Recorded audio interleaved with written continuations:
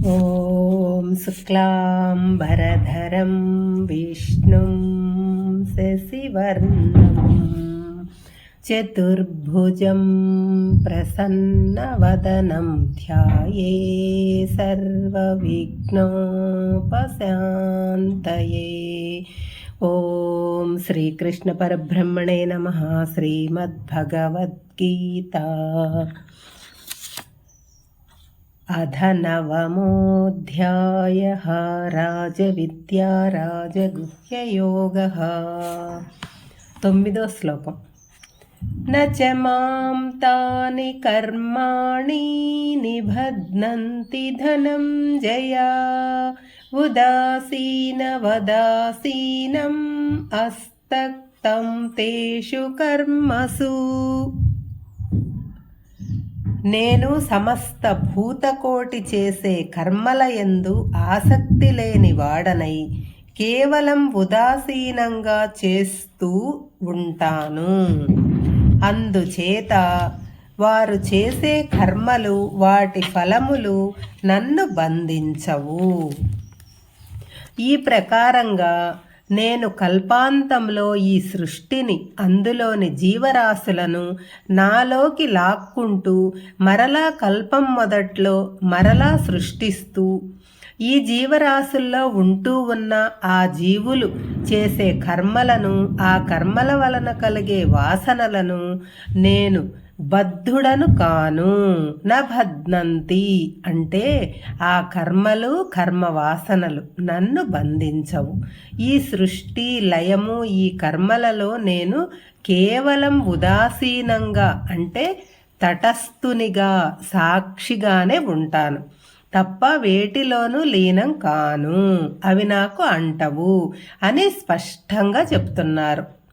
ఈ కర్మబంధాలన్నీ తొలగాలంటే జీవుడు ఆత్మస్వరూపుడుగా మారి పరమాత్మలో ఐక్యం అవుతాడు. బంగారం బాగా మకిలపట్టి రాగి మొదలగు లోహాలతో కడిగి కలిసి కల్తీగా తయారవుతుంది. ఆ కల్తీ బంగారంతోనే రకరకాల ఆభరణాలు తయారు చేస్తారు. ఎప్పుడైతే ఆ కల్తీ బంగారాన్ని నిప్పులో వేసి కాల్చి ఆ బంగారంలో ఉన్న మకిలను, ఇతర లోహాలను కరిగించి తీసివేస్తారో అప్పుడు స్వచ్ఛమైన బంగారం అవుతుంది. అంటే ఈ మకిల అంతా స్వచ్ఛమైన బంగారానికి అంటుకోలేదు, మనం అంటించాం. మనం అంటించిన మకిలను మనమే తొలగించాలి. పరమాత్మ, ఆత్మ, జీవాత్మ మూడు ఒకటే.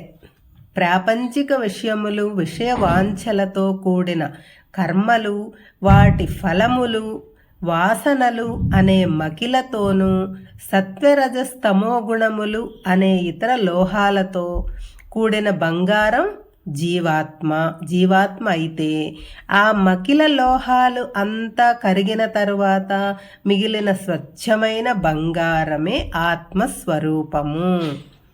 అప్పుడే పరిశుద్ధమైన ఆత్మ పరమాత్మలో లీనం కావటానికి అర్హత కలిగి ఉంటుంది. అదే ముక్తి, మోక్షము, పరమ పదము. ఇందులో ఉన్న రహస్యం ఏంటి? మనందరం కూడా కర్తృత్వ భావన లేకుండా, నేను చేస్తున్నాను అనే భావన లేకుండా, ఆ కర్మల పట్ల ఆసక్తి లేకుండా నిష్కామంగా కర్మలు చేస్తే ఆ కర్మఫలములు, వాటి తాలూకు వాసనలు మనకు అంటుకోవు. మనము పరమాత్మ మాదిరి ఉదాసీనంగా, తటస్థంగా, సాక్షిభూతంగా అన్నీ చూస్తూ ఉంటే ఈ కర్మఫలముల నుంచి ముక్తి త్వరగా లభిస్తుంది. అప్పుడే మనలో ఉన్న ఆత్మ పరమాత్మలో కలిసిపోతుంది. పునర్జన్మ ఉండదు. 10వ శ్లోకం. మయాధ్యక్షేణ ప్రకృతి సూయతే సచరాచరం హేతునానేన కౌంతేయ జగద్విపరివర్తతే. ఓ అర్జున, ఈ జగత్తుకు అంతా నేను అధ్యక్షుడను. ఈ చరాచర ప్రకృతి, అందులోని సృష్టి నా ఆధ్వర్యంలోనే జరుగుతున్నాయి. ఈ జగత్తు అంతా ఒక నియతి ప్రకారం ప్రవర్తిస్తూ ఉంది. నేను మాత్రం సాక్షిగానే ఉంటాను, ఏది చెయ్యను. ఒక సభ జరుగుతూ ఉందనుకోండి, ఆ సభలో అధ్యక్షుడు అధ్యక్ష స్థానం అలంకరించి సభను నడిపిస్తాడు. వ్యక్తులు మాట్లాడతారు, సన్మానాలు సత్కార్యాలు జరుగుతాయి. జరగవలసిన కార్యక్రమాలన్నీ ఒకదాని తర్వాత ఒకటిగా అధ్యక్షులు చెబుతుంటారు, కార్యనిర్వాహకులు చేస్తుంటారు. వక్తలు మాట్లాడుతూ మాటలకు కార్యనిర్వాహకులకు చేసిన పనులు అధ్యక్షుడికి ఎటువంటి సంబంధం లేదు. అలాగే ఈ సృష్టి అనే సభకు పరమాత్మ అధ్యక్షుడు, ప్రకృతి అనే కార్యనిర్వాహకుడు సృష్టిని సాగిస్తాడు, పోషిస్తాడు, లయం చేస్తాడు. అధ్యక్షుడైన పరమాత్మ కేవలం సాక్షిగా చూస్తున్నాడు. ఈ ప్రకృతిలోని అవ్యక్తం అన్నీ మరి కొన్ని కలవటం, కొన్నిటితో కలవటం వలన వ్యక్తం అవుతాయి. కొంతకాలం వివిధ రూపాలతో ఉంటాయి, మరలా విడిపోతాయి, అవ్యక్తంగా మారిపోతాయి, మరలా కలుసుకుంటాయి, వ్యక్తం అవుతాయి. ఈ వ్యక్త అవ్యక్త కార్యక్రమాలను సృష్టి స్థితి లయము అని అంటారన్నమాట. ఈ కలయికలు, విడిపోవడాలు, అవ్యక్త వ్యక్త అవస్థలన్నీ పరమాత్మ అధ్యక్ష స్థానంలో ఉండి కేవలం సాక్షిగా చూస్తున్నాడు. కానీ మానవుడు ఏం చేస్తున్నాడు? తనకు సుఖం కలిగితే దేవుణ్ణి పొగుడతాడు, దుఃఖం వస్తే దేవుణ్ణి తిడతాడు. ఏం దేవుడండి, నాకు అన్ని కష్టాలే తెచ్చిపెడుతున్నాడు అని వాపోతాం. రకరకాల కోరికలు కోరుకుంటూ పూజలు చేస్తుంటాం. ఆ కోరికలు తీరగానే తాను కొలిచిన దేవుణ్ణి పొగుడుతారు, తీరకపోతే మరొక దేవుణ్ణి ఆశ్రయిస్తారు. నిజానికి సుఖం వచ్చినా దుఃఖం వచ్చినా, తాను కోరుకున్న కోరికలు తీరినా తీరకపోయినా దేవుడికి ఎలాంటి సంబంధం లేదండి. అదంతా మానవుడి ప్రారబ్ధ కర్మ వల్ల వచ్చిందే. ఈ విషయం తెలియక మానవులు అజ్ఞానంలో పడుతున్నారు.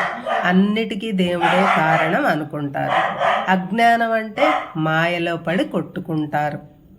ఇక్కడ ఇంకో విషయం కూడా ఉంది. అందరూ వక్తలు వచ్చిన, కార్యనిర్వహణకు అన్ని ఏర్పాట్లు చేసిన అధ్యక్షులు రానిదే సభ జరగదు.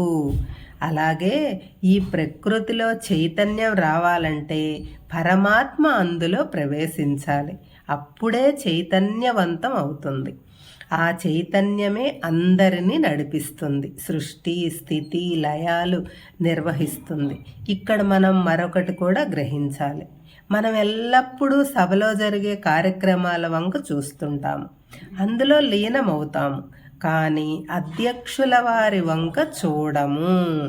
అలాగే మనం పరమాత్మ నడిపించే ఈ ప్రకృతిలోని ప్రపంచంలోనూ లీనమవుతాం, కానీ పరమాత్మ గురించి పట్టించుకోము. వక్తలు, ఉపన్యాసాలు, సన్మానాలు వీటి మీదనే మన దృష్టి అంతా అయితే ఈ సభ తాత్కాలికమని, కొంచెం సేపటికి అయిపోతుందని అందరికీ తెలుసు, కానీ ఏమీ తెలియనట్టే ఉంటారు. అదే మాయ. ఆ మాయను తెలుసుకోవాలంటే ఈ సభను నిర్వహిస్తున్న అధ్యక్షుడు గురించి తెలుసుకోవాలి. ఆయన గొప్పవాడు.